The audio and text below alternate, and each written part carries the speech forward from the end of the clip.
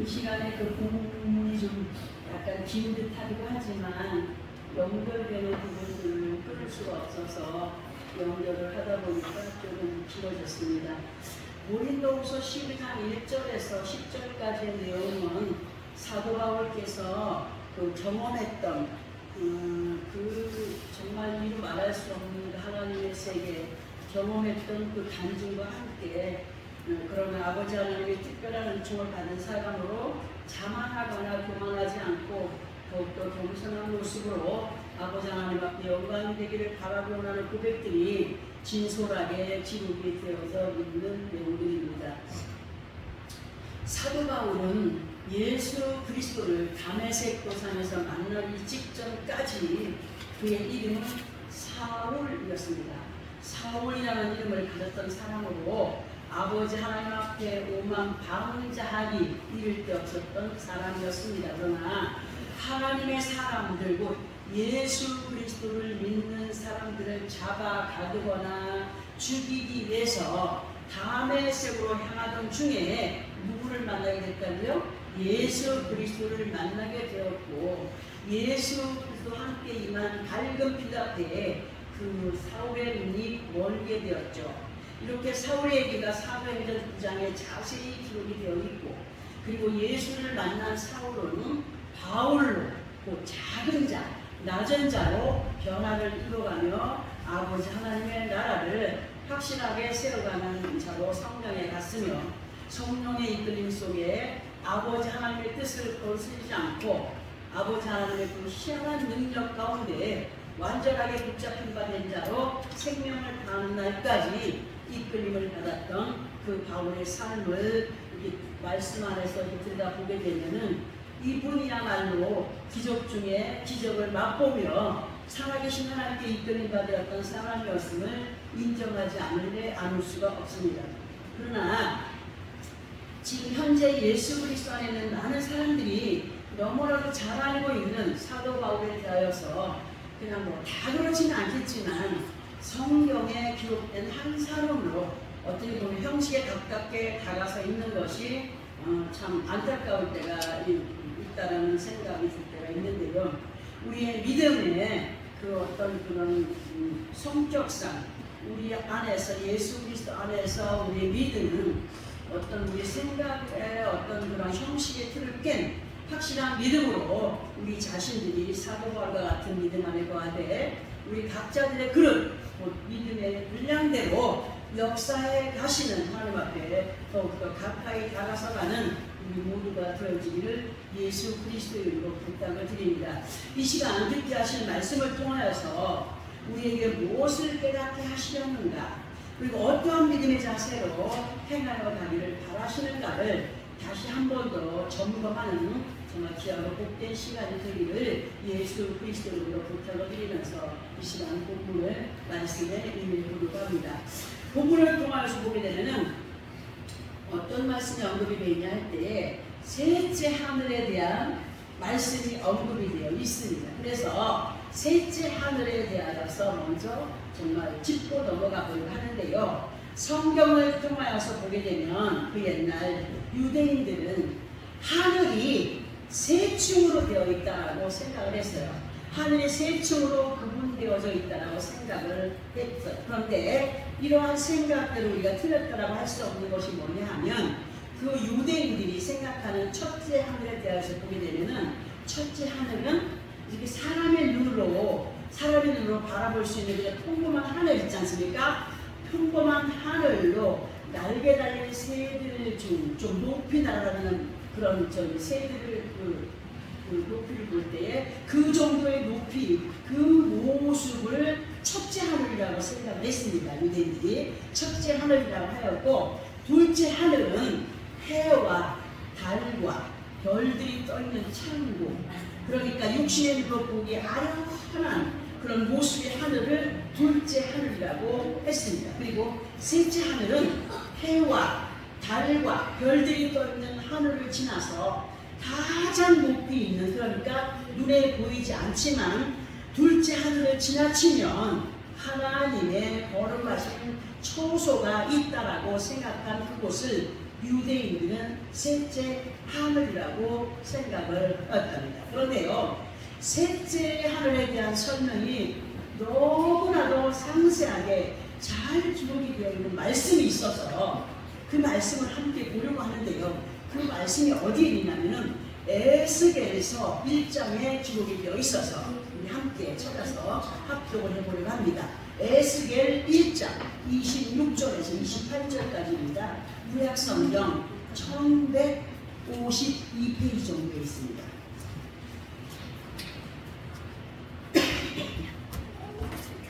에스겔 1장 26절에서 28절까지.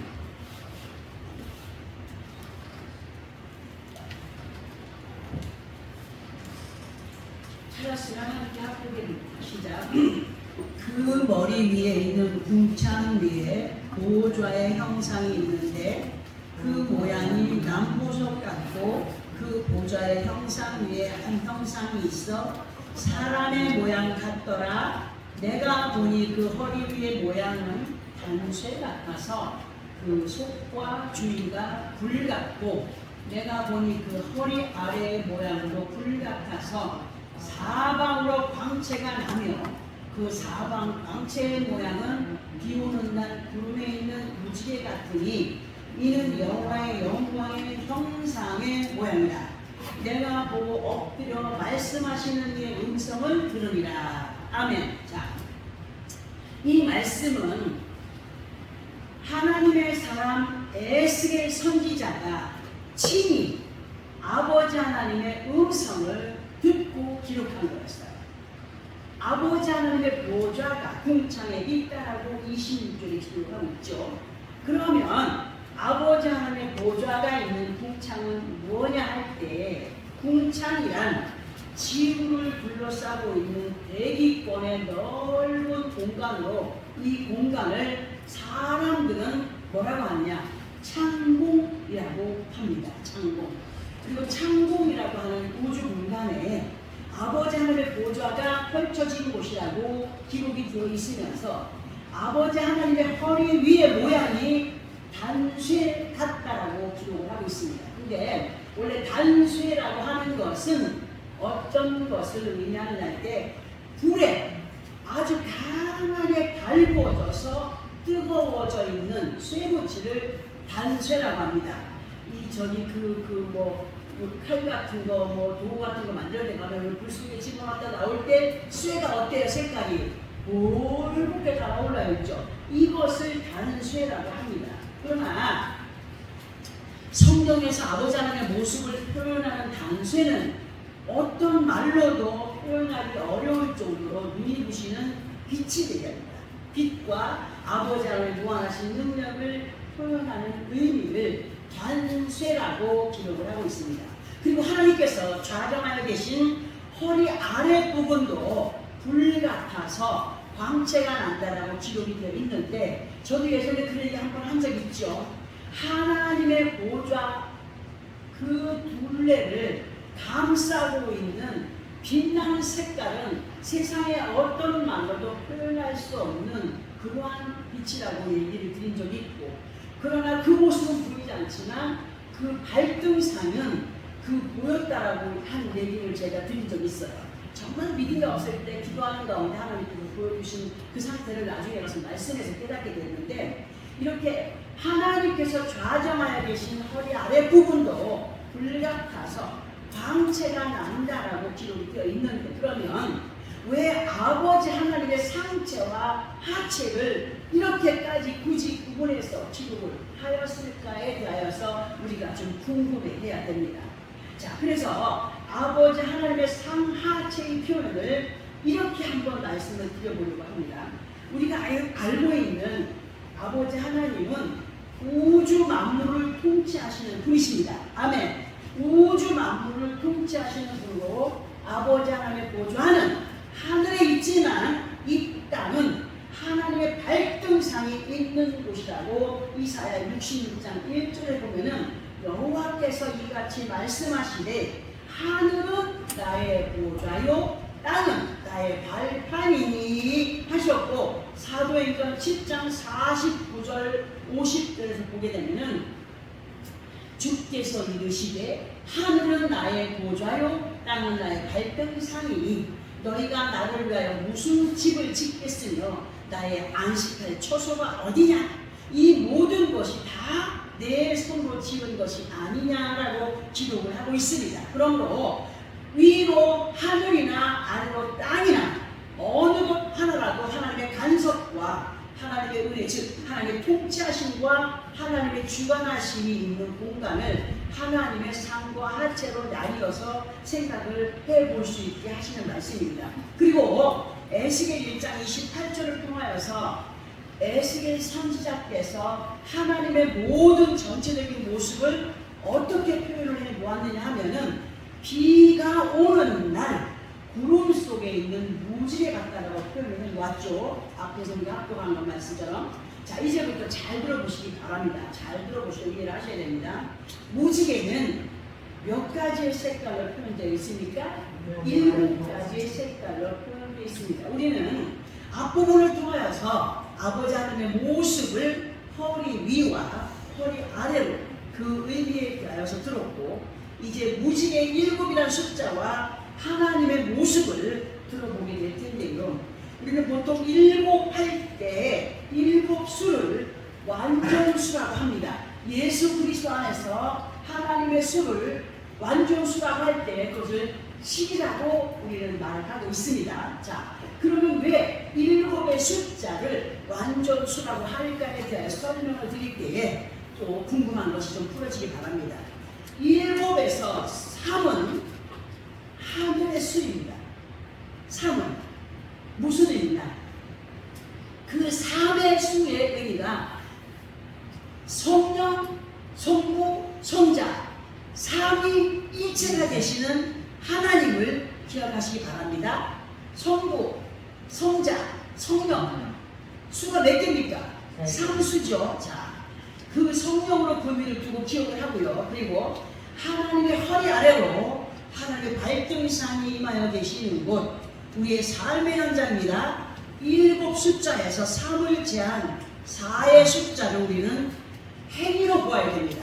행위로 보면서 창세기 13장 17절의 말씀을 연결해 보게 되면 종과 횡으로 다녀보라 또는 행하여 보라, 그리할 때 그것을 내게 주리라고 하나님이 아브라함에게 친히 약속하셨고, 아브라함은 그렇게 그 말씀에 순종함으로 행하였습니다. 자, 그 7에서 3을 제한 4의 숫자의 의미는 동서남북 전체를 주관하시는 아버지 하나님의 은혜 안에서 예수 그리스도의 이름으로 순종의 삶을 살아가는 일의 행위들로 표현을 해봅니다. 그러니까 이 땅에서는 예수 그리스도가 한 수입니다. 그리고 우리에게 있어서 믿음, 소망, 사랑, 행위가 3의 수로 완전 4가 됩니다. 자, 잠언서 9장 1절을 또 연결해서 보게 되면은 지혜가 그의 집을 짓고 7 기둥을 다듬고 했는데, 예수 그리스도 안에 있는 우리 모두는 아버지 하나님의 완전수인 칠에 거하여 있는 믿음의 사람들로 성부, 성자, 성령의 이름과 그 안에서 십자가로 이루신 예수 그리스도의 말씀을 따라서 믿음, 소망, 사랑을 이루어가는 우리가 될 때에 아버지 하나님의 완전수에 거한 사람들이 된다는 사실을 잊지 마시기 바랍니다. 자, 물론 아버지 하나님의 역사를 어떤 숫자에 끼워 맞춰서 간다면 정말 안 되겠지만 설명을 드리기 위하여서 언급을 해드려 보았습니다. 우리를 너무나도 사랑하시는 아버지 하나님께서 이사야 30장 26절을 통하여서 이런 말씀을 해주십니다. 오늘 이 말씀이 좀 복잡하게 여겨지겠지만 함께 말씀을 합독하면서 성경에 이런 말씀들이 있구나 하는 걸 알기 위해서 우리 이 말씀 또한 합독합니다. 이사야서 30장 26절 구약성경 1003페이지 1003 구약성경 1003페이지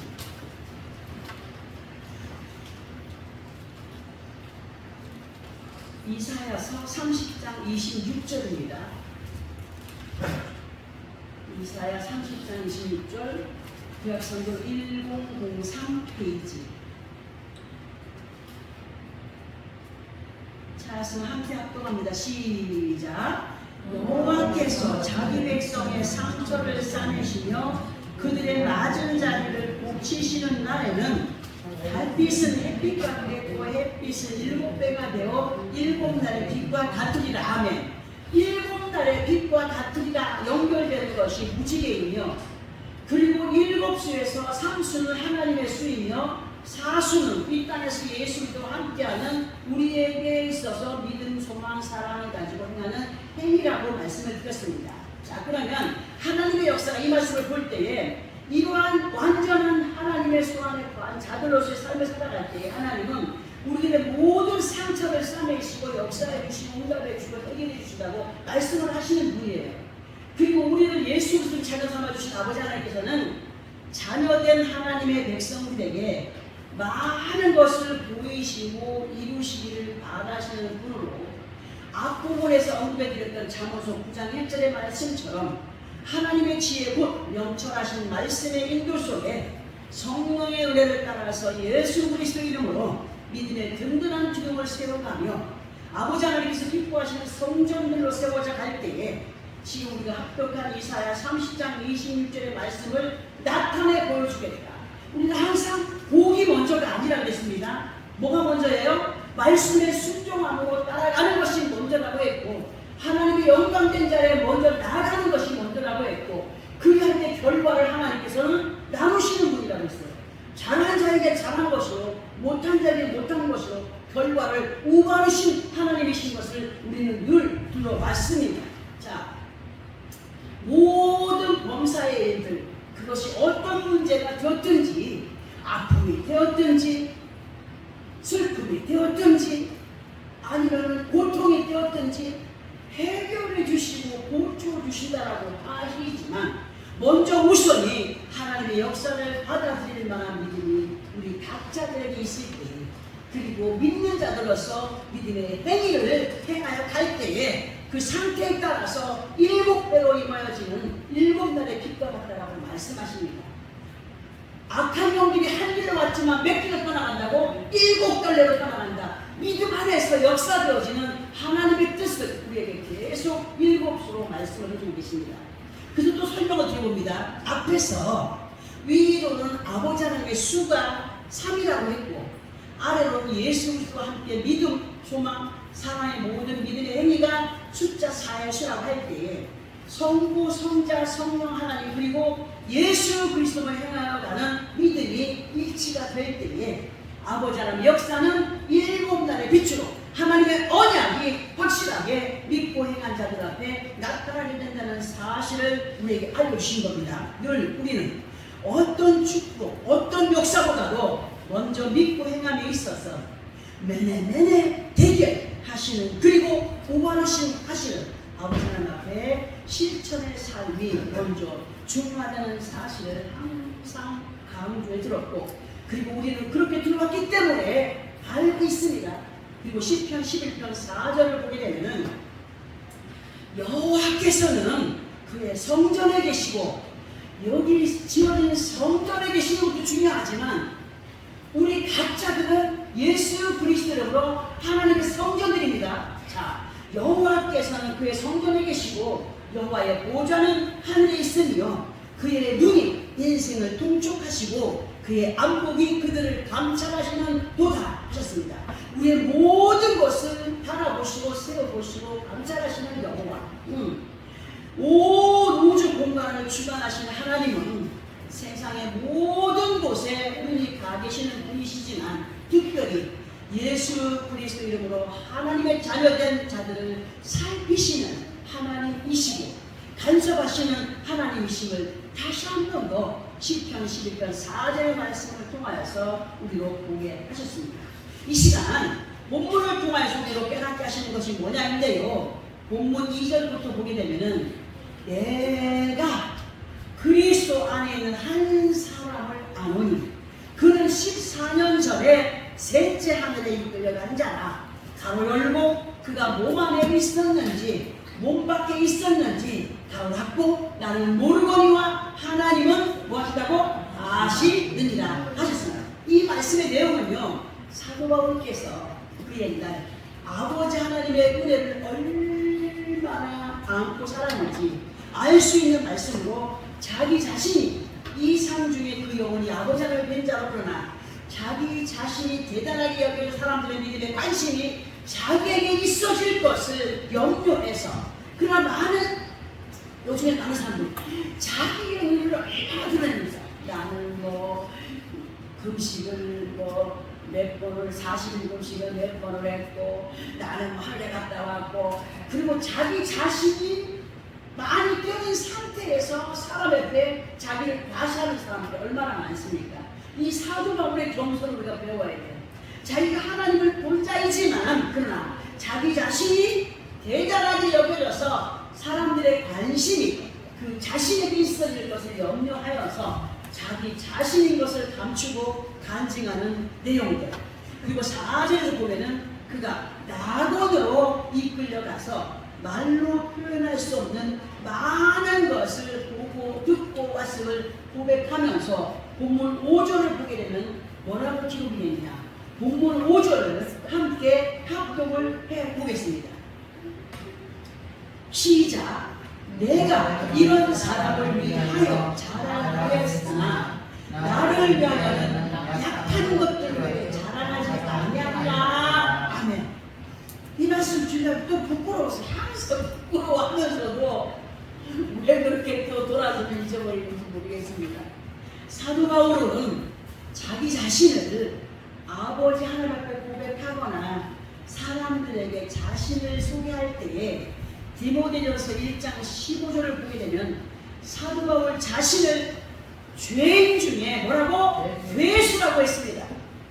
죄인 중에 괴수였다라고 고백을 했습니다. 본문 5절의 말씀을 간단하게 설명을 드려보자면 아버지 하나님의 것 외에 자랑할 것이 없다고 단정을 해도 있다는 내용으로 내가 많은 은혜 속에 살아간다 할지라도 예수 그리스도 이름으로 얻어진 이 귀한 생명, 이 모든 것 행함이 있어서 그 모든 영광이 누구의 것이라? 하나님의 것이라. 근데 우리는 어떻게 그냥 조그만 자리에 나 자랑하느라고 바쁘잖아요. 저도 마찬가지라고 보니까. 이런 사도 바울의 주장을 볼 때에 겉모습의 사람은 보잘것없어 보여도 속 사람이 하나님께 인정을 받는 사람들로 영혼이 잘됨 같이 모든 범사가 잘 되어지는 믿음을 강조해 주고 있다는 겁니다. 우리들의 영혼으로 이것을 가르칩니다. 우리가 사도 바울이 되자 이게 아니라 사도 바울의 믿음은 예수 그리스도의 믿음이고 예수 그리스도의 믿음이 또한 우리들의 믿음이 되어야 된다는 사실을 알려드리려고 이 말씀을 드려본다는 거죠. 우리의 영혼이 잘됨 같이 모든 범사가 잘 되어지는 믿음을 강조하실 때에 아멘함으로 화답하며 그렇게 이끌어가는 우리가 되어야 된다는 것. 그래서 이런 말씀을 연결해서 또 들어보려고 하는데요. 구약성경에 보면은 열왕기상이라고 있습니다. 열왕기상 20장 11절을 보면은 아주 의미 심장한 말씀이 기록이 되어 있어서 함께 합독을 해보려고 합니다. 구약성경 551페이지 정도에 있습니다. 열왕기상 20장 11절. 구약성경 551페이지. 열왕기상 20장 11절. 찾았으면 함께 합독합니다. 시작. 이스라엘 왕이 대답하여 이르되 갑옷 입는 자가 갑옷 벗는 자같이 자랑하지 못할 것이다 하리라. 아멘. 왜 이런 말씀을 함께 합독을 하자고 했느냐. 이 짧은 내용을 그냥 제가 말씀을 드려도 되겠지만 이 말씀을 함께 합독한 이유가 있습니다. 이 말씀의 내용은 이렇습니다. 아람 왕 베나다시 전쟁에서 이긴 이스라엘을 향하여서 얕보고 조롱하며 이제 여기는 우리의 영토이니 너희의 모든 재산과 집과 온갖 좋은 것 다 가져갈 생각하지 말고 두고 떠나가라. 이렇게 할 때 우리가 합독하는 말씀이 있습니다. 할 때 이스라엘 왕이 벤하닷에게 선포하여 이르는 말이 지금 우리가 합독한 이 말씀입니다. 잘 들어보세요. 갑옷을 입는 자가 갑옷을 벗는 자 앞에 자랑하지 못하리라. 의미를 알겠습니까? 알겠죠? 갑옷을 입는 자가 전쟁터에 나가서 갑옷을 입는 자가 전쟁터에 돌아와서 갑옷을 벗는 자 앞에 자랑할 수 있겠느냐? 이 말입니다. 자, 갑옷을 벗는 자는 전쟁터에서 살아 돌아오는 사람입니다. 그렇죠? 자, 그러면 갑옷을 이제 입는 자는 전쟁터로 가기 위해서 준비하는 모습입니다. 그 전쟁에서 살아 돌아올지 죽어서 시체가 되어 돌아올지 모르는 가운데 있음을 뜻하는 말로 이 말씀이 우리와 무슨 상관이 있느냐 하겠지만, 그러나 예수 그리스도 안에 있는 우리들에게 있어서 우리는 영적인 십자가 군병들입니다. 십자가 군병들로서의 부귀 영화를 누리든지 못 누리든지 모든 봉사의 삶을 살아가는 환경 가운데에서 우리는 영적인 전신갑주를 입은 자들로 아버지 앞에 서는 그날까지 긴장을 늦추지 않아야 되고, 또 모든 봉사에 자랑할 것이 이들의 의가 아니라 오직 승리케 하시고 이끌어 인도하시는 하나님을 자랑해야 되는데, 문제가 뭐냐면 우리가 살아가는 삶에 있어서 많은 굴곡이 있습니다. 이겼거나 졌거나 아니면 높이 올랐거나 앉거나 많은 것을 누리거나 못 누리거나 어떻게 해야 돼요? 항상 우리는 전신갑주를 취하여 입고 전쟁터로 임하는 사람들의 모습을 보여요. 이겼다고 자만할 것도 아니요, 졌다고 해서 낙심할 것도 아니요, 오직 하나님의 영광에 은하여서 살아가는 믿음의 사람들, 모든 범사 속에서 일어나는 그 모든 일들이 누구의 뜻이라? 하나님의 뜻이라. 어느 때는 우리가 살아갈 때 좀 자존심 상하는 일이 생겼어요. 속상해요, 환상해요? 속상해요. ABC 하면서 우리가 그러나 낮아지게 하시는 분도 누구야? 하나님. 높아져서 인정이 되게 하시는 분도 하나님. 우리는 모든 봉사 속에서 자식들이 나한테 어떻게 하든지 이것도 하나님의 뜻이구나. 오늘은 그냥 어디 가서 맛있는 걸 누가 많이 사주더라, 이것도 하나님의 뜻이구나. 오늘은 어디 갔더니 누가 나를 멸시하더라, 이것도 하나님의 뜻이다 생각한다면 신경을 쓰기, 신경질을 낼 일이, 자존심을 상할 일이 없을 텐데 아직도 여전히 나 역시 자존심이 상해서 견디지 못할 때가 참 많아요.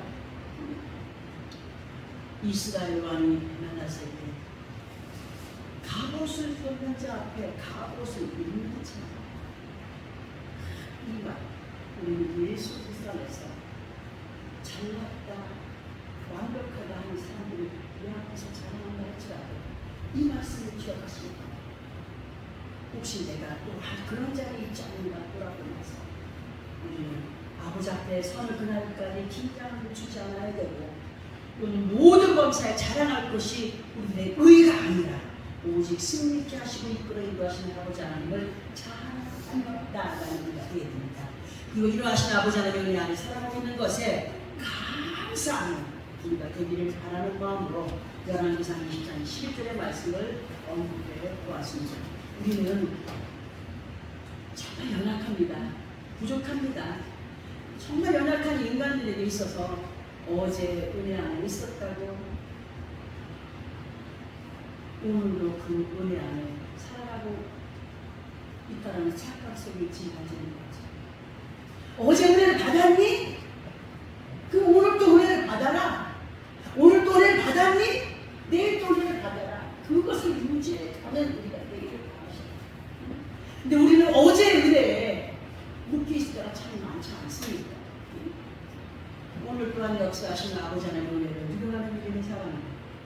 아버지 하나님 앞에 사울이 바울로 변화를 입고 열심을 다했던 것처럼 늘 인간의 악설에서의 바울에서 말씀 앞에 겸손히 낮아지고 작아진 바울로 본문 4절에서의 말씀처럼 하나님의 그 역사, 하나님의 그 은혜 말로 표현할 수 없고 세상 사람들은 도무지 이해할 수 없는 받은 자만이 알고 기뻐할 아버지 하나님의 은혜 안에 관한 우리 모두 살아계신 역사하시는 만군의 여호와 아버지 하나님을 자랑하며 살아가는 우리가 되게 됩니다. 누가 뭐래도 제가 처음에 많은 간증을 했죠.